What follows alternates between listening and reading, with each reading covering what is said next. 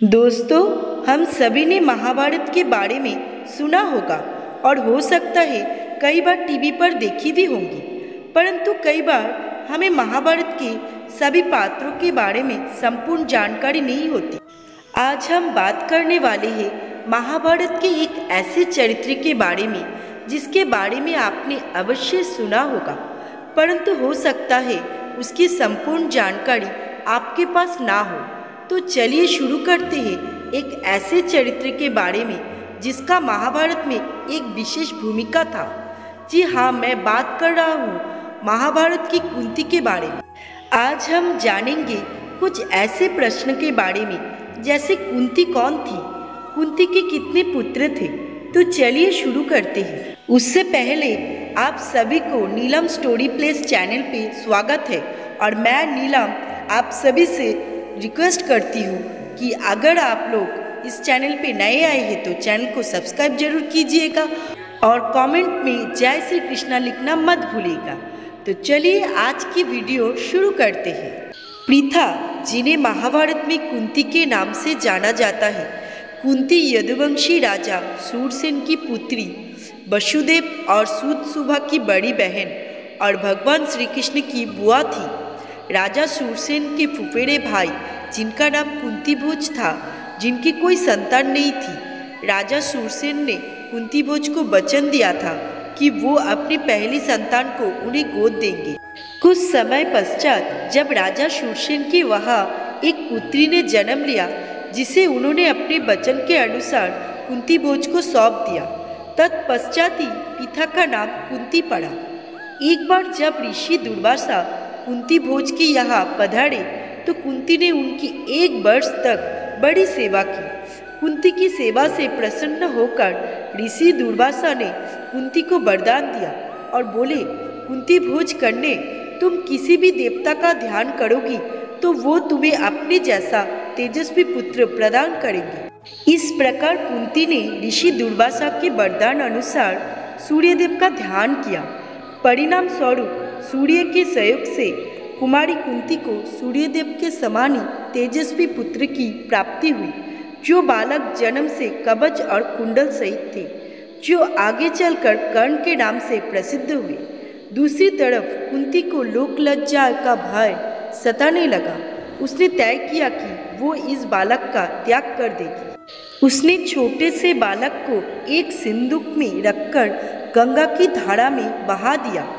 अचानक एक सारथी की नज़र जब उस सिंदूक पर पड़ी, उसने सिंदूक को खोलकर देखा तो पाया कि उसमें एक सुंदर बालक सो रहा है। वो इस सुंदर बालक को देखकर अत्यधिक प्रसन्न हुआ, क्योंकि उसकी कोई संतान नहीं था। इस प्रकार सूर्यपुत्र कर्ण का पालन पोषण एक सारथी द्वारा किया गया। दूसरी ओर कुंती अब विवाह योग्य हो गई थी। राजा कुंती भोज ने कुंती के विवाह के लिए एक स्वयंवर का आयोजन किया। इस स्वयंवर में देश विदेश से अनेक राजकुमारों का आगमन हुआ।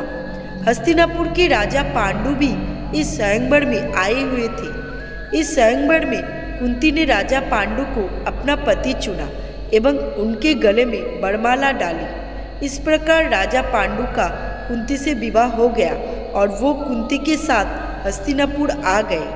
एक बार राजा पांडु वन में शिकार खेलने के लिए चले गए। उन्हें जंगल में एक हिरण के रूप में एक ऋषि दंपति दिखाई दिए। महाराज पांडु इस बात से अनजान थे।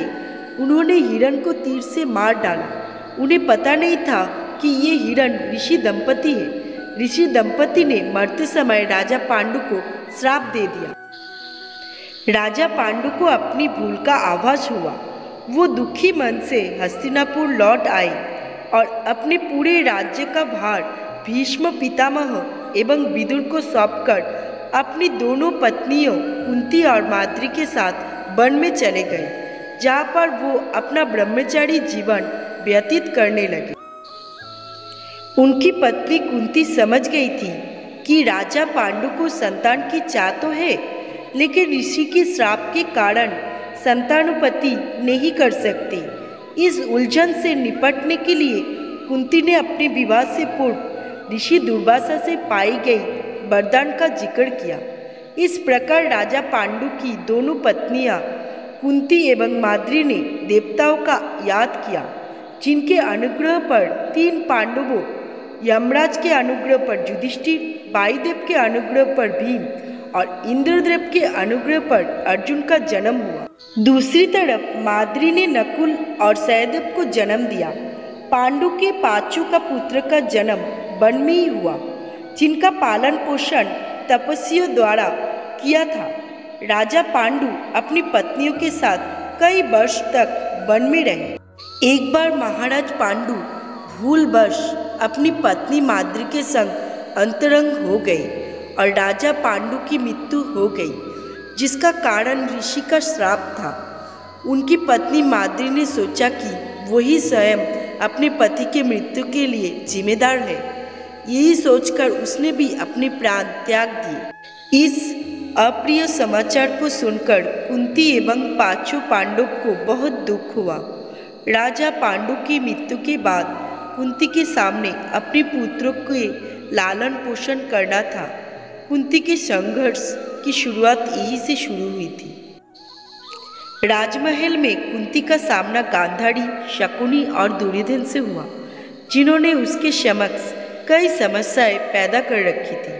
अब कुंती और गांधारी में अपने अपने पुत्रों को राज्य का पूर्ण अधिकार दिलाने की अप्रत्यक्ष जंग शुरू हो गई। शकुनी और दुर्योधन ने मिलकर पांडवों को मारने की कई षड्यंत्र रचे। एक बार दुर्योधन द्वारा भीम को जहर देकर गंगा में फेंक दिया था। मूर्छित अवस्था में भीम बहते हुए नागों के लोग पहुंच गए। वहां विशाल नागों ने उन्हें खूब डसा। अत्यधिक डसने के कारण भीम के शरीर में जहर का असर कम होने लगा। आयन नाग ने भीम को हजारों हाथियों का बल प्रदान करने के लिए कुंडू का रस पिलाया, जिससे भीम और भी शक्तिशाली हो गए। कुंती और पांडवों को मारने के उद्देश्य से शकुनी और दुर्योधन ने छल से इनको लाक्षागृह में रुकवा दिया, क्योंकि रात में इस घर में आग लगाने की योजना बनाई गई थी। परंतु योजना पता लगते कुंती और पांडव एक सुरंग बनाकर वहां से बच निकले थे। परंतु उस आग में कुछ ग्रामीण जलकर मर गए थे और उनकी लाश को कुंती और पांडवों की लाश मान लिया गया था।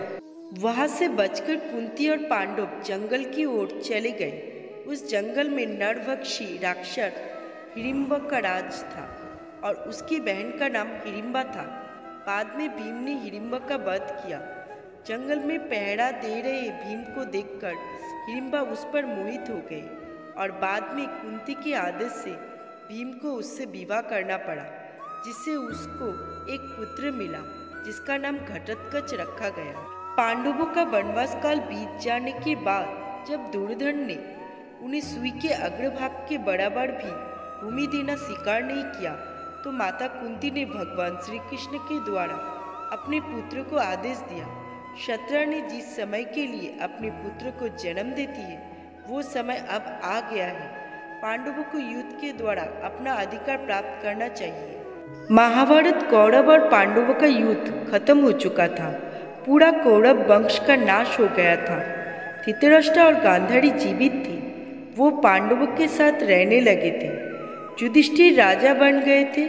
जब पांडवों के परिवार में सब कुछ ठीक हो गया, तो श्री कृष्ण ने द्वारिका लौट रहे थे।